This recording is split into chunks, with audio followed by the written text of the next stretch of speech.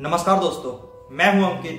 Product official के new video में आपका स्वागत है। आज के वीडियो में हम लोग बात कर रहे हैं कि ई रूपी आने वाले कुछ टाइमों में आपको देखने को मिलेगा, जो एक तरह से अगर हम लोग बोले तो ई रूपी पूरे करप्शन को एक तरह से खत्म कर सकता है। देन हमारे मन में क्वेश्चन आता है कि ई रूपीज के आने से पूरे इंडिया में करप्शन किस तरह से खत्म हो जाएगा।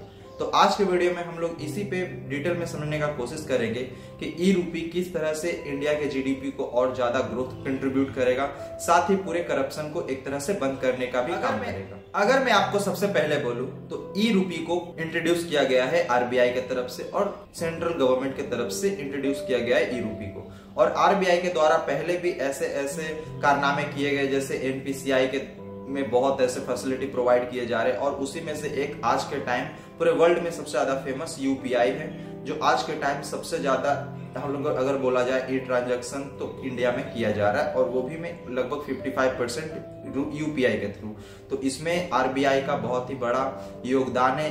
अगर यूपीआई आज के टाइम इंडिया में चल रहा है या एनपीसीआई का किसी भी तरह का फैसिलिटी आप प्रोवाइड कर रहे हैं इस तब, तो उसी तरह से आज के टाइम भी आपको आने वाले कुछ टाइम में ई रूपी का सिस्टम देखने को मिलेगा, जो आरबीआई के द्वारा कंडक्ट किया जा रहा है। तो हमारे मन में क्वेश्चन आता है कि ई रूपी पूरे करप्शन को किस तरह से रोक सकता है।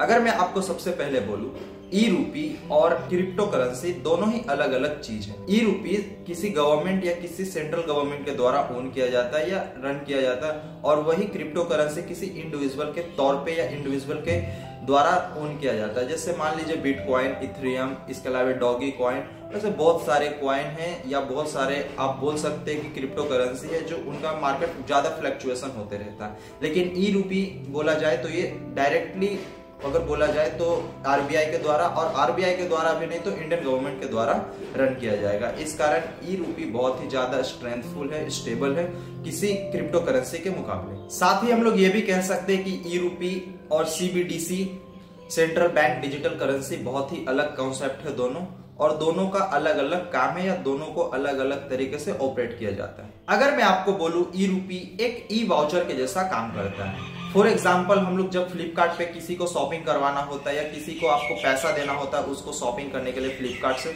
तो हम लोग उसको फ्लिपकार्ट का एक ई वाउचर परचेस करके दे देते हैं उतने अमाउंट का। उसी तरह से अमेजॉन का भी अलग वाउचर होता है। तो फ्लिपकार्ट का आप वाउचर को सिर्फ फ्लिपकार्ट पे ही यूज कर पाएंगे, ना ही किसी दुकानदार को या किसी इंडिविजुअल पर्सन को सेंड कर सकेंगे वो पैसे को। आप अगर ई वाउचर एक बार अपने अकाउंट में रिडीम करते हैं तो उस पैसा को आपको सिर्फ उस स्पेसिफिक वेबसाइट से ही परचेस कर सकते हैं, जहां पे उनका एक्सेस या परमिशन ग्रांट किया जाता है। और उसी के जैसा हम लोग सेम टू सेम बोल सकते हैं ई रूपी वाउचर में भी आपको देखने को मिलेगा।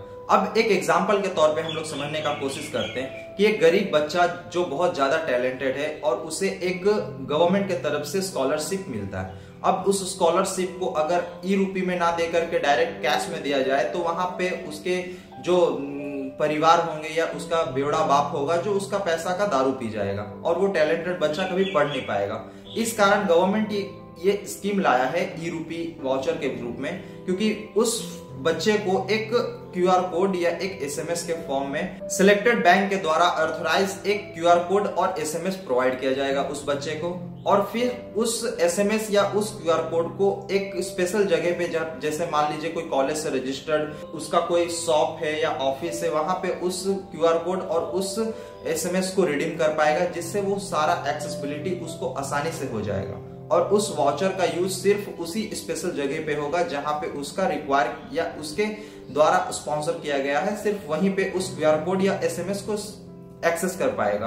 और इससे हम लोग कह सकते हैं कि आने वाले कुछ टाइम में, मान लीजिए आपको अभी प्रधानमंत्री किसान योजना के तहत 2000 रुपया दिया जाता है एक क्वार्टर में, तो उस पैसा का लोग अनयूजुअल यूज करते हैं, जैसे कोई अपना पर्सनल यूज के लिए। लेकिन आने वाले कुछ टाइम में आपको ई रूपी भी देखने को मिलेगा, जिसमें आप उस पैसा का सिर्फ आप किसान से रिलेटेड या किसी फार्मर के रिलेटेड आप उस पैसा को परचेस कर पाएंगे, और वो एक ई रूपी वाउचर के रूप में देखने को मिलेगा।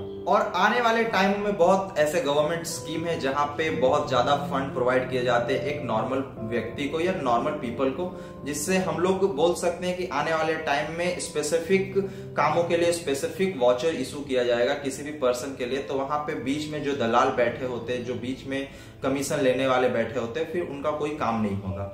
और उस वाउचर को वहीं पे यूज किया जाएगा जहां पे गवर्नमेंट चाहता है, और जहां पे गवर्नमेंट किसी पर्सन को दे रहा है वहां पे यूज कर सकता है। इस कारण आने वाले टाइम में ऐसा आप ग्राफ देख सकते हैं कि आपको आने वाले टाइम में जो करप्शन बोला जाए वो बहुत ही ना के बराबर रहेगा, और करप्शन नहीं रहेगा तो इंडिया का जीडीपी या इंडिया का ग्रोथ या इंडिया का डेवलपमेंट ऑटोमेटिक बढ़ेगा।